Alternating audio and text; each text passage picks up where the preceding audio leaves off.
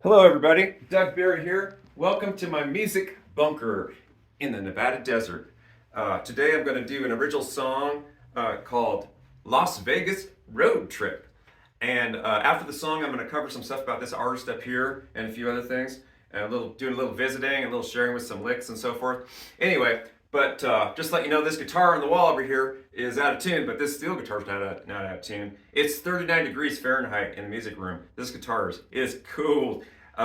But she stays in tune, so that's a legacy for Ed Fulacum, a really good guitar. I don't know why she stays in tune, but the Dakota Darling, she'll stay in tune.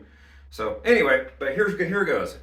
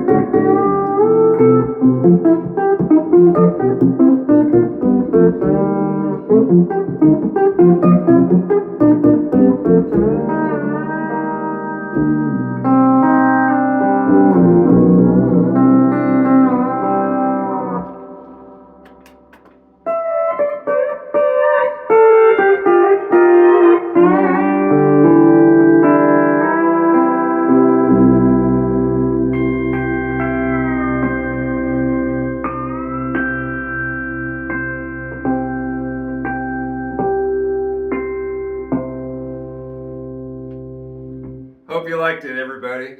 So, I just want to say a little bit about doing that song there. For the steel guitar players, I'll have some little tips on what I do there. Anyway, I have a picture of Barbara Mandrell up here because a lot of people don't know Barbara Mandrell. In her professional career, she started off as a steel guitar player. Barbara Mandrell is a steel guitar player. You can find some good videos of her online. She was taught by Norm Hamlet. Norm Hamlet is a steel guitar player from California. I believe he is inducted into the Western Swing Hall of Fame in Sacramento, California. And he played with Merle Haggard, other artists too. And he was part of the Bakersfield Sound, called the Bakersfield Sound.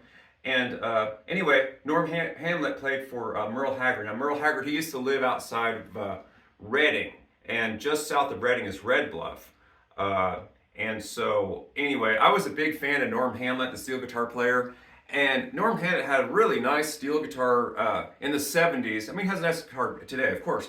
But I like the guitar best that he had in the 70s because it was kind of like a Philacum old school, a lot of steel and wood. They were called Rustlers. They were made in Arizona, I believe. And real fancy, flashy guitar. He had one of those, and they sounded great. I played one of those in Reno in the 70s. Tried it, and the tone, it was kind of like a ZB Custom, similar. Really great tone on those Rustlers, goodness.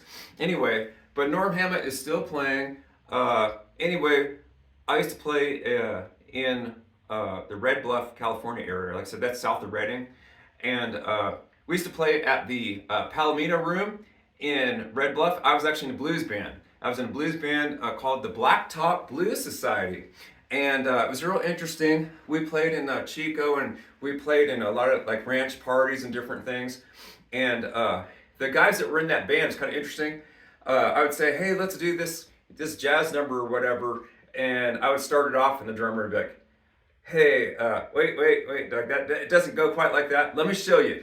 And they would say, you can do it. They were always, they knew Norm Hammett, the steel guitar player, and they knew I wasn't any Norm Hammett. I was a younger player, and they were always, oh, you can do it. Let me show you how to do it. They were tight, all those guys. And apparently, so they really built me up and said, like, you can do this. Let me show you. Let's take you under our wing. And so it was a great experience playing with those guys. But they were country and western musicians, and apparently several of them were, I believe, the house musicians of all places, a very famous club in Bakersfield, California. That's down in Kern County in the San Joaquin Valley.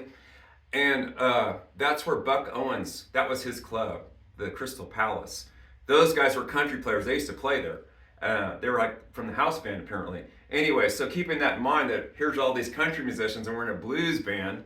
And we used to play some pretty rough places. There was a place it used to be a honky tonk in Cottonwood, California, which is between Red Bluff and Redding. Oh, that place was rough. You know, you see the Blues Brothers music, they had the cage because the bottles were flying. Oh my goodness, that place needed a cage. And the guitar I was playing at the time, actually, I had Ricky Davis's Blue Darling in there, I believe, even. I shouldn't have brought her in there, but I got her back to Ricky without a scratch. Anyway, I believe Blue Darling's in Sweden now. It's been in Sweden for a while. But the Blue Darling had 8 pedals. I can't remember how I did it, but there was a drunk guy in that honky tonk that was, I don't know, a fight started or something, and he ended up on the stage falling in my guitar, and I reached out like that and kicked him back out on the stage, you know. Not kidding, right? I won't play in those places anymore. Anyway, but that place needed a cage. It needed a cage in there. They should have put the band up on the second level or something. Anyway, but we were playing in Chico, and like I said, I was in a blues band called the Blacktop Blues Society. And we mostly were in like Tehama County and so forth. Anyway, we were in Chico, I believe. And of all things, it was just so strange to me. Such odd behavior from people. This person was not under the influence of alcohol. They came, it was some pretty nice place. I can't remember, but Chico is where the university is. It's kind of known as a party town. And also Sierra Nevada Brewing is located in Chico, California. It's in the North State. Anyway, this woman came up to me, and she came up on stage. She said, something along the lines, how dare you? How dare you play a pedal steel guitar in a blues band? Don't you know that's a country instrument? You have no business being, all this stuff. And I was like, what? It's music. And it was kind of interesting because all those players, those were country players, and they're supported the steel guitar. But I thought it was bizarre. And we had some fun with that blues band. But anyway, so talking about a couple things I just wanted to show you. I know there's a lot of great steel guitar players on here, and there's some beginners, all kinds of levels of steel guitar players, but I just want to show you a couple things. On this guitar here, it's a standard Emmons setup, and I only have 2 unusual changes. One of them will remain a secret, but the other one here, this front pedal, that's the Franklin change, the Paul Franklin change. Excellent player from Nashville area.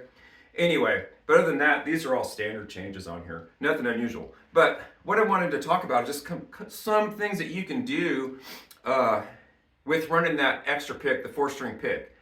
And one of the things you can do is sometimes when you're playing fast, you might miss it and get off the wrong string grip, but you might just hit a couple notes and you'll find it. You'll find it pretty quick. But what I'm talking about are these right here. Those are strings 4, 6, 8, and 10. 4, 6, 8, and 10. If you use your knee lever on the ninth string and raise the lower the ninth string from a D to a C sharp, of course you're going to get a unition on your 10th and ninth string. So you can do all kinds of stuff with that, like a vamp. I want to show you. I feel like I'm preaching like to go to 4 picks. I'm just sharing some of the things you can do with 4 picks. But here's like a little vamp using that grip.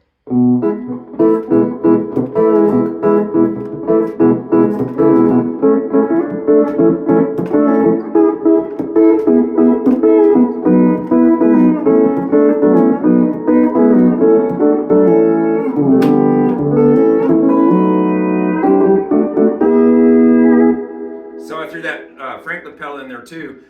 So that's something you can do there. And you can also do, you know the one with the 3 and the 8, of course. And you can kick that ninth string in there too. But also you can do, with 4 picks, you can do 3, 5, 8, and 10.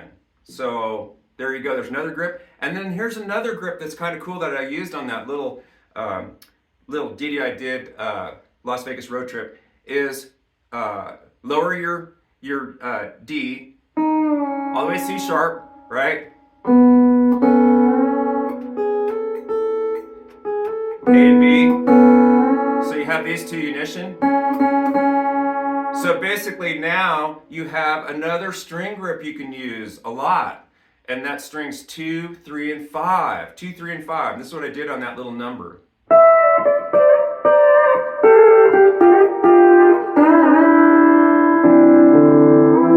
I'm hitting those in like that, right? And you notice too, I went down over here, when I got that in there.